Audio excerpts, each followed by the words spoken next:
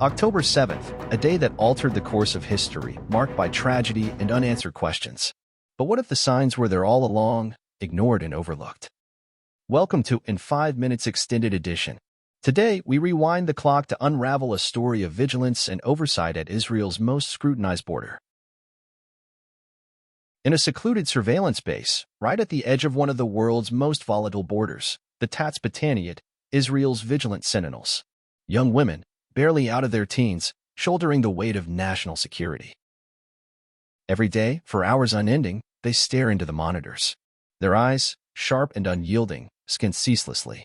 Here, every flicker of movement, every shadow at dusk could spell a different story of an impending incursion or a deceptive calm. These conscripts, handpicked for their acuity and resilience, are the unsung guardians of Israel's frontier. Their tools?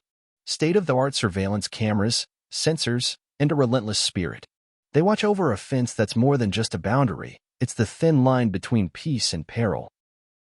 With every suspicious movement, every unexplained gathering on the other side, their fingers move swiftly, logging reports, raising alerts. These are not mere observations. They are the fragments of a larger, ominous puzzle. Amid the beeps of machines and the static of radios, there's an unspoken bond.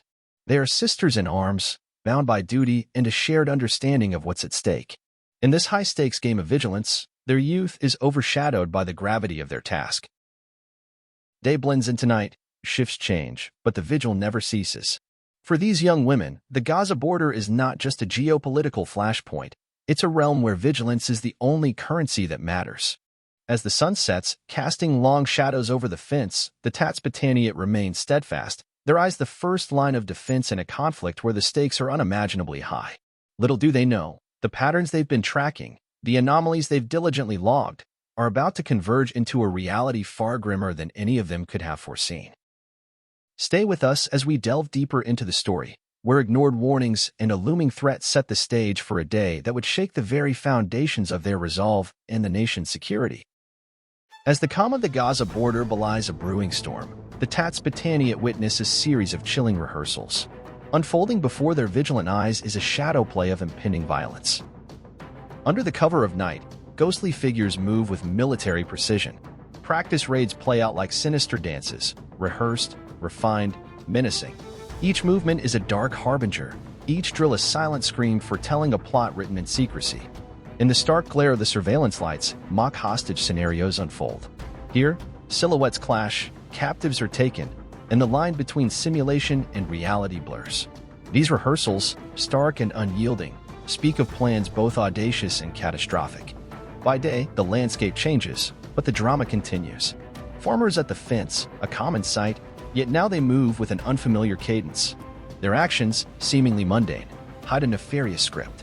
To the trained eyes watching, every irregularity is a clue, a piece of a puzzle assembling in the shadows. Every practice explosion, every unusual gathering, every strange new face at the border, captured, documented, reported. The Tatzpitaniyot are not just witnessing routine border activities. They are watching a carefully orchestrated prelude to chaos. Yet, despite the mounting evidence, despite the crescendo of warnings, these whispers of war go unheeded. In this high-stakes theater of surveillance, the line between observation and alarm is as fragile as peace itself. Join us as we step further into this unfolding narrative, where ignored signs and unseen threats edge closer to a reality that will test the mettle of nations. In a room resonating with the low hum of computers, Noah, a pseudonym for one of the watchful guardians, types with urgency. On her screen, reports brimming with ominous details take shape, each one a stark warning etched in digital ink. These reports, pregnant with foreboding, travel through the labyrinth of military bureaucracy. They are dispatches from the front line of an unseen war, cries for attention in a sea of data. But as these alerts ascend the chain of command, their urgency fades into the background noise of routine operations. Noah's voice, once sharp and clear, now echoes unheard in the hollow halls of authority. We were just the eyes, her words resonate with a poignant mix of duty and despair. Amidst the echoes of sorrow, experts weigh in. Their words paint a picture of a tragedy foretold, of signals drowned in a tide of complacency. WhatsApp messages, once casual chats, now stand as haunting testaments to ignored premonitions. Why were these alarms not heeded? The question hangs heavy in the air, a lingering specter over those left behind. For these families, the unanswered calls and the silence that followed are a perpetual reminder of a loss too great to bear. As we delve deeper into this story of overlooked warnings and silent cries, we confront the harsh realities of conflict and the price of inaction. Stay with us as we unravel more of this poignant tale. October 7th dawns with a deceptive calm, but as the sun rises, so does the specter of conflict. Without warning, the horizon erupts into a maelstrom of violence. Hamas unleashes its fury, and the long-feared storm descends with relentless force.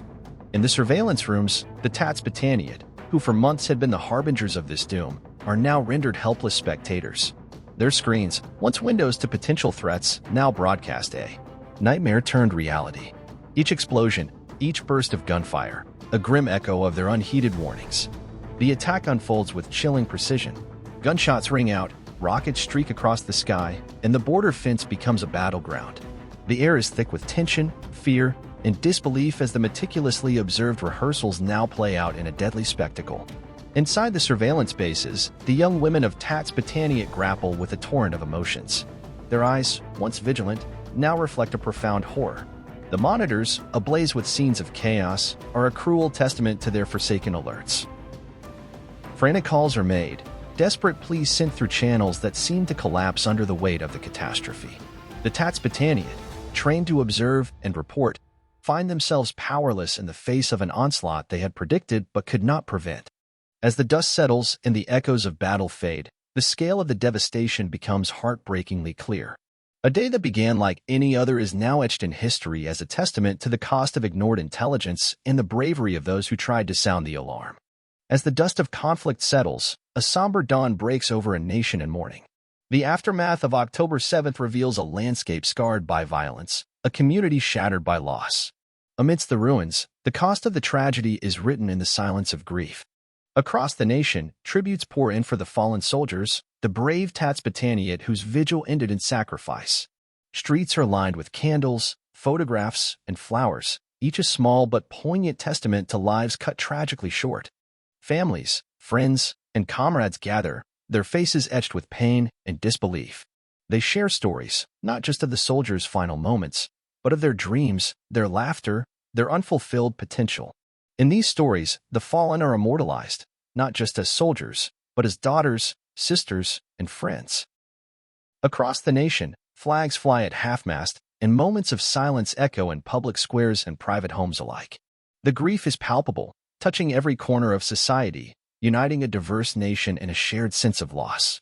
The air is heavy with the question, how did it come to this? In the wake of the tragedy, anger simmers beneath the surface of mourning. Public outcry grows as citizens demand answers. Why was a clear balloon, ready to burst, left to its fate?